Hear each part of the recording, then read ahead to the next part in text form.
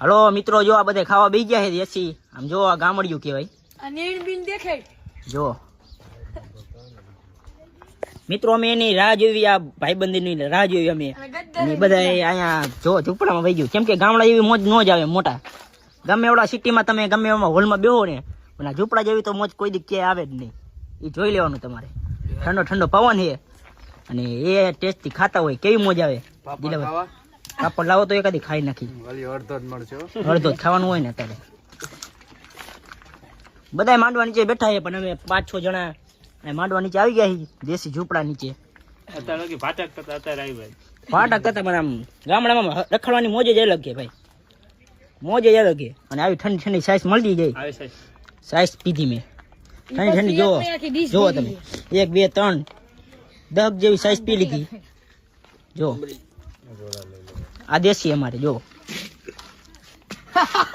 Size ઠંડી હોવી જોઈએ, બાકી ગમે પાણી. આ દુનિયામાં બધા એમ કહેતા હોય પાણી મેન છે, પણ પાણી કાંઈ છે નહીં. સાઈઝ થી હાથ જોવે ને તો 22 નો આવે.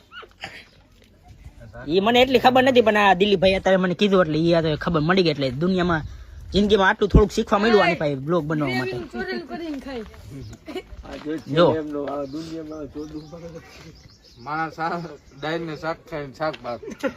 શાક ભાત છે આ, કેમ કે રોટલી તો છે ને પછી ઈ જ કરે ને.